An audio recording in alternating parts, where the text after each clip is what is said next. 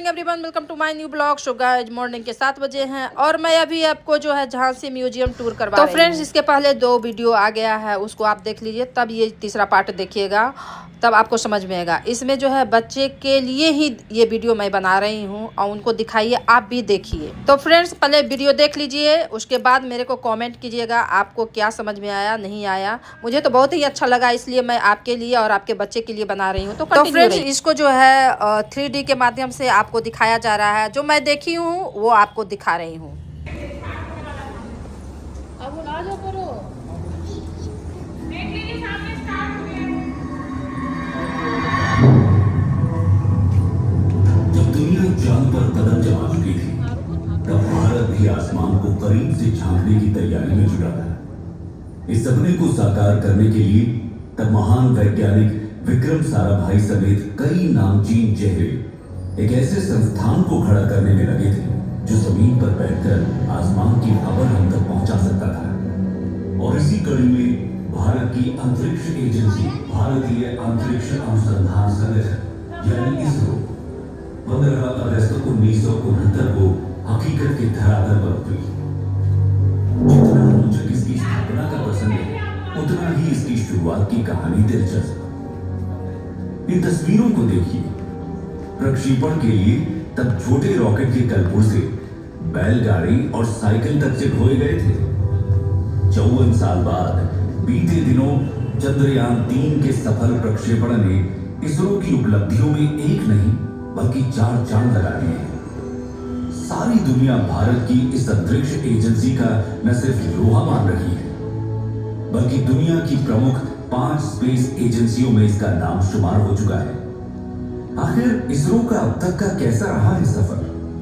कितनी चुनौतियों का सामना कर वो आज इस मंजिल तक पहुंची है? चलिए डालते हैं एक नजर उसकी अब तक की यात्रा पर। भारतीय अंतरिक्ष अनुसंधान आज जिस मुकाम पर है, इसके पीछे एक गहरा इतिहास छुपा हुआ है। इसरो एक ऐसा नाम है जिसकी शुरुआत 1920 के दशक में ही हो गई थी। तो महान वैज्ञानिकों होमी जहांगीर भाभा और विक्रम साराभाई ने कई सारे प्रयोग करके अंतरिक्ष अनुसंधानों का निर्माण किया।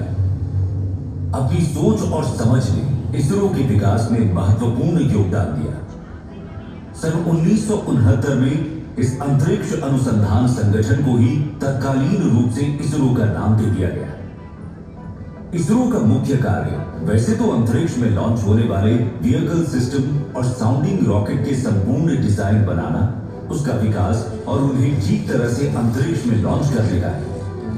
लेकिन इसरो समय समय पर संचार उपग्रहों को भी डिजाइन कर उन्हें अंतरिक्ष में भेजता रहा है। यदि आज के समय तक इसरो की कामयाबी के बारे में बात की जाए, तो इसरो द्वारा सैकड़ों की संख्या में सैटेलाइट अंतरिक्ष की ओर लॉन्च किए गए हैं। इसरो ने केवल भारत के लिए ही यान लॉन्च नहीं किए, बल्कि इनमें से अधिकतर यान विदेशों के लिए लॉन्च किए गए। भारत के विकास में महत्वपूर्ण योगदान देने वाले इसरो ने अब तक पूरे भारत में अपने 20 महत्वपूर्ण सेंटर स्थापित किए हैं। भारत के विभिन्न राज्यों में विभिन्न उद्देश्यों से अलग अलग भारतीय अनुसंधान के केंद्र बनाए गए हैं। इसरो की सबसे बड़ी और अहम उपलब्धि चंद्रयान की रही, क्योंकि इस यान ने चंद्रमा पर पानी की खोज करके वहां भारत देश का परचम लहराया और चांद पर खोज करने वाला पहला देश बनकर इतिहास के पन्नों में अपना नाम दर्ज कराया। 10 साल की कड़ी मेहनत के बाद इसरो ने फिर से चंद्रयान 2 का निर्माण किया।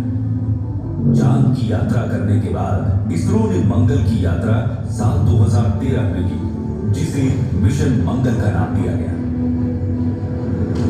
2017 में भी एक ऐतिहासिक क्षण तब आया जब इसरो ने फरवरी महीने में एक ही मिशन पर 104 उपग्रहों को सफलतापूर्वक लॉन्च कर कीर्तिमान रच दिया था।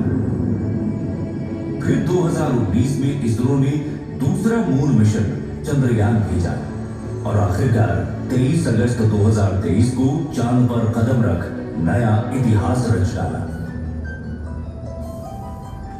भारत आज चंद्रमा के दक्षिणी ध्रुव तक पहुंचने में अग्रणी देश बन चुका है और इसका श्रेय जाता है इसरो को।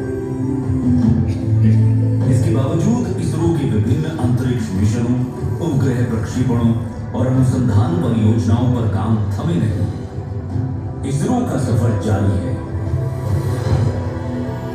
इसरो की इस सफलता को सलाम।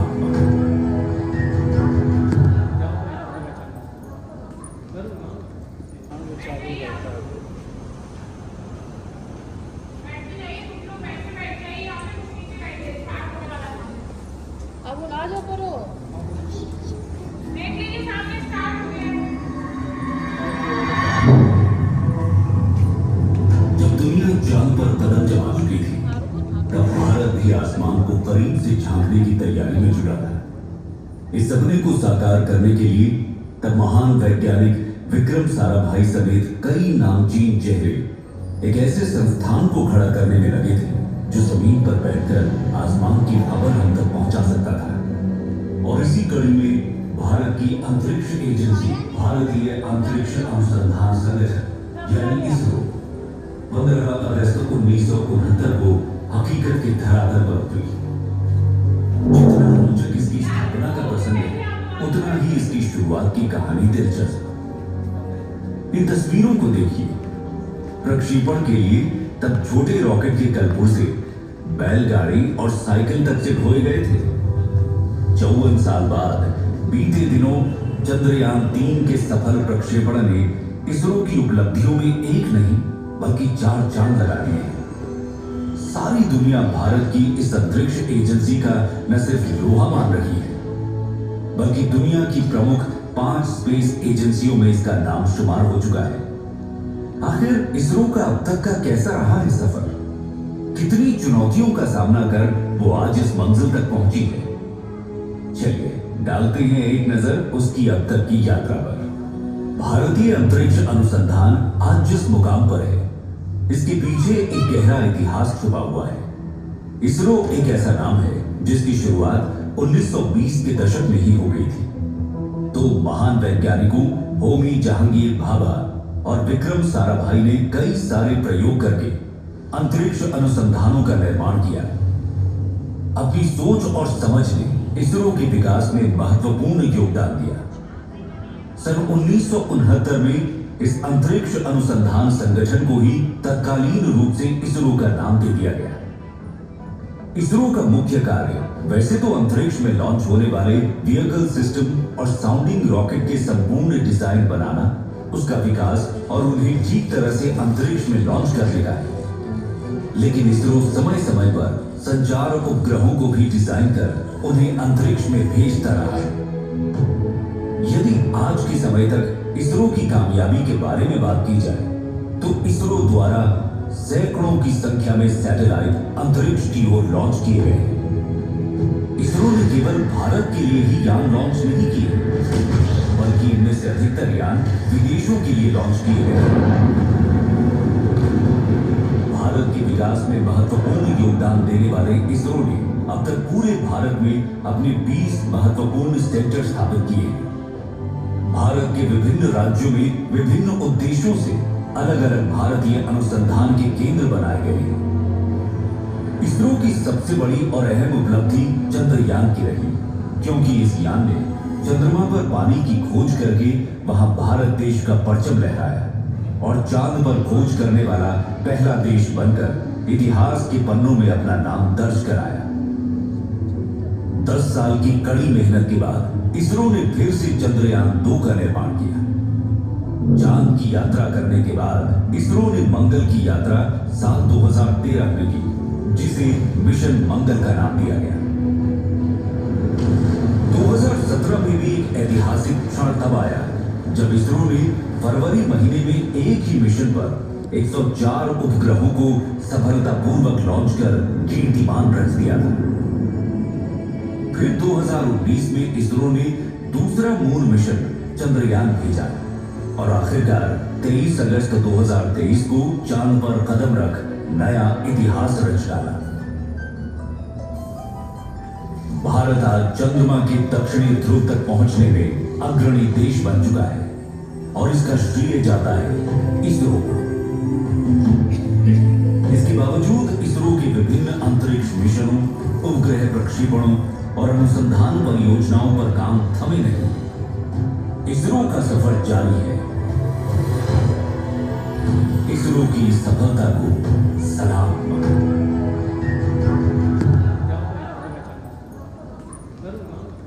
लगभग बराबर है। ऐसा माना जाता है कि पृथ्वी का आंतरिक कोर धीरे धीरे बढ़ रहा है, क्योंकि आंतरिक कोर की सीमा पर तरल बाहरी कोर पृथ्वी के आंतरिक भाग के क्रमिक शीतलन के कारण प्रति अरब वर्ष लगभग 100 डिग्री सेल्सियस पर ठंडा और ठोस हो जाता है। पृथ्वी के आंतरिक और बाहरी कोर में निर्मित कन्वेक्शन करंट्स अर्थात हमारे ग्रह की चुंबकीय फील्ड्स का निर्माण करते हैं। ये हमारे ग्रह के चारों ओर के चुंबकीय क्षेत्र ही है जो हानिकारक विद्युत चुंबकीय विकिरण को हम पर हमला करने से रोकती है। कल्पना कीजिए यदि मात्र एक दिन के लिए भी ये मैग्नेटिक फील्ड्स न होती तो सारा का सारा जीवन नष्ट हो गया होता।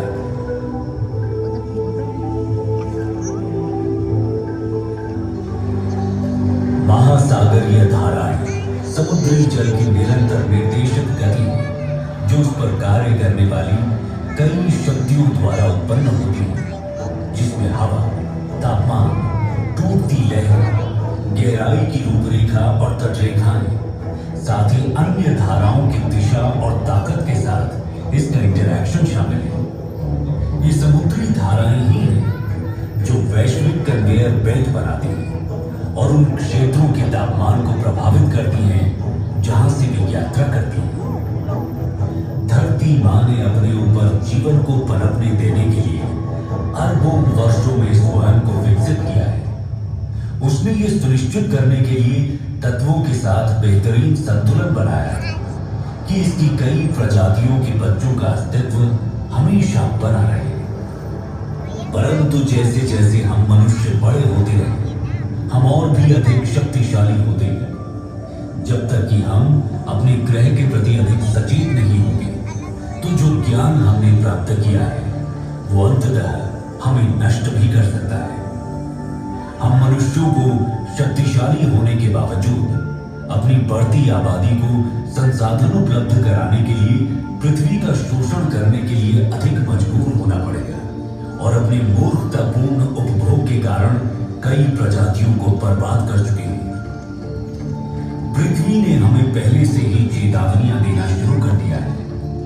प्रमुख जलवायु परिवर्तन, ध्रुवीय टोपी का पिघलना, जो कि हमारे मीठे या ताजे पानी का सबसे बड़ा भंडार है, न केवल उसके भंडार को बर्बाद करता है बल्कि पृथ्वी की ऊपरी तह को भी विकृत करता है, जिसके फिर दूरगामी परिणाम होते हैं।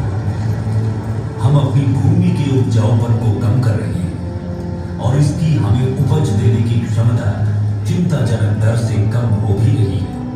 बढ़ती जनसंख्या के साथ अभी भी समय है, जाग जाए।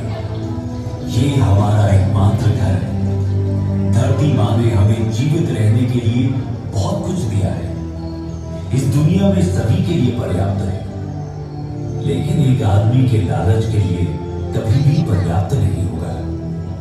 आइए आज हम सब ये तो बच्चे लोग मज़ा आया ना देखने में? तो इसका आगे वाला पार्ट देखना नहीं भूलिएगा।